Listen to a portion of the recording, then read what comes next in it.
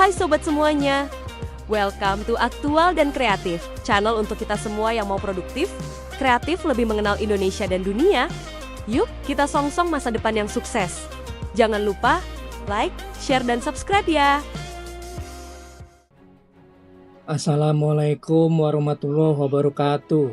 Jumpa lagi Sobat AK Channel semua.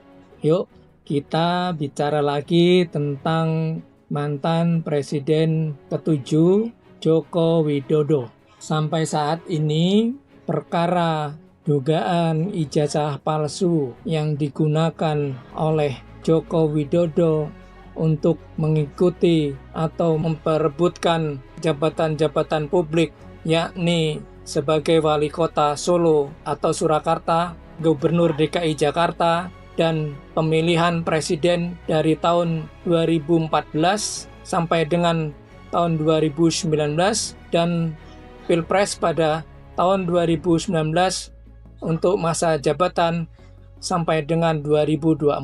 Jika kita mengikuti informasi-informasi yang beredar, banyak hal yang diungkap oleh tokoh-tokoh masyarakat, juga pengamat, dan tentu saja Roy Suryo, Dr. Tifa, dan beberapa tokoh yang berada di belakang Roy Suryo dan Dr. Tifa. Seperti diketahui, pada saat ini tengah bergulir laporan dari tim penasihat hukum atau pengacara Wakil Presiden ke-10 dan 12 Yusuf Kala terhadap Rismon Hasiholan Sianipar yang menyebutkan bahwa Yusuf Kala berada di belakang kegiatan Roy Suryo dan Dr. Tifa.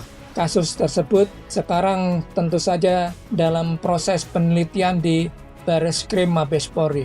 Tidak hanya itu, beberapa tokoh kemudian akhirnya mengungkapkan berbagai persoalan yang pernah dilakukan Joko Widodo pada saat menjadi presiden. Antara lain, Jenderal TNI Purnawirawan Gatot Nurmantio mengungkapkan kembali mengapa dirinya sampai dicopot oleh Presiden Joko Widodo.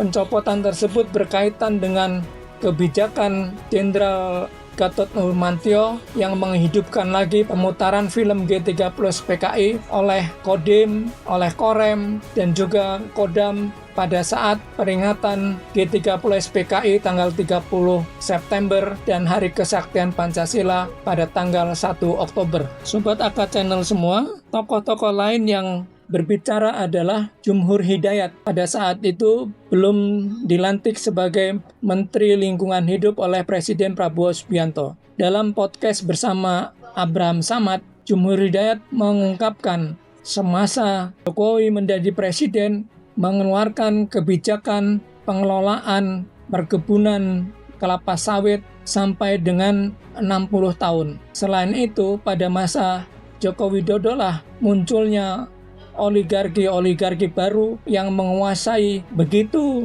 banyak lahan di Indonesia. Hal itu berbeda pada saat Presiden Soeharto. Menurut Jumhur, pada masa Presiden Soeharto, para konglomerat atau pengusaha besar hanya diperbolehkan memiliki lahan seluas 3 hektar. Dan itu pun harus menggunakan pola perkebunan inti rakyat. Artinya, sebagian lahan tersebut harus menjadi milik masyarakat di mana lahan tersebut berada. Hal itu sangat berbeda pada masa pemerintahan Presiden Joko Widodo yang seperti diketahui justru merugikan negara dan bangsa Indonesia karena lahan-lahan di berbagai wilayah Indonesia kemudian dikuasai oleh pengusaha-pengusaha besar. Selain itu, hal lain yang diungkapkan oleh Sri Bintang Pamungkas dalam pernyataannya menyebutkan bahwa di masa Joko Widodo lah banyak hal dirusak oleh kebijakan Joko Widodo. Antara lain pembangunan ibu kota Nusantara, kemudian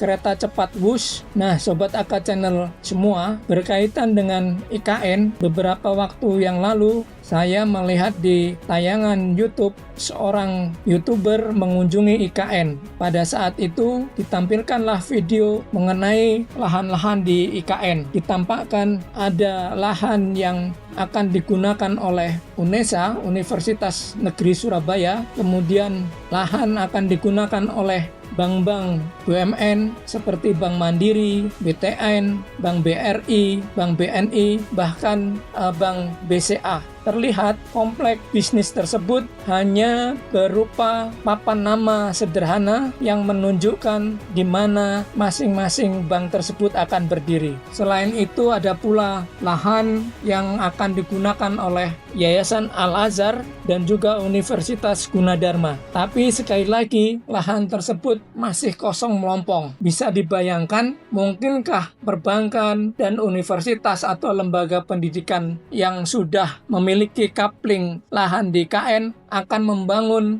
infrastrukturnya untuk kepentingan bisnis atau pendidikan mereka masing-masing. Kalau dibangun, pertanyaannya, siapa yang akan menjadi nasabah bank-bank tersebut? Siapa pula yang akan menjadi mahasiswa atau siswa di sekolah dan perguruan tinggi yang ada di sana? Berkali-kali bahkan Gibran Rakabuming Raka, Wakil Presiden Republik Indonesia, menyatakan bahwa pada tahun 2028 akan siap untuk pindah ke IKN. Tentu saja banyak yang pesimis. Pada tahun kuartal pertama 2026 saja belum tampak ada kegiatan untuk membangun fasilitas-fasilitas pendukung, baik pendukung bisnis maupun pendidikan. Pada saat ini, pada hari tertentu, misalkan weekend, memang banyak masyarakat yang mengunjungi IKN. Mereka menjadikan IKN, terutama Istana Presiden yang berbentuk sayap Garuda, menjadi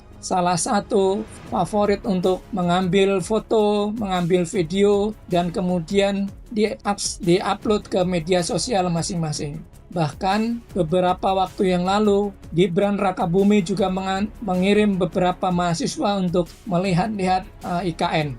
Memang belakangan ini hal-hal yang berkaitan dengan kebijakan Joko Widodo saat menjadi presiden kembali mencuat ke permukaan. Misalkan saja mengenai kereta api cepat Wush. Beberapa hari yang lalu, KPK menyatakan bahwa pada saat ini penelitian tentang kemungkinan terjadinya penyalahgunaan wewenang bahkan korupsi tengah terus diselidiki. KPK menengarai ada permainan pada pembebasan lahan. Seperti diketahui, diungkapkan oleh Agus Pambagio bahwa kereta Wush memang menjadi keputusan Presiden Joko Widodo pada saat itu. Yang menarik, sebelumnya adalah Jepang yang akan mengerjakan kereta Wush tersebut. Bahkan Jepang memberikan bunga pinjaman hanya sebesar 1%.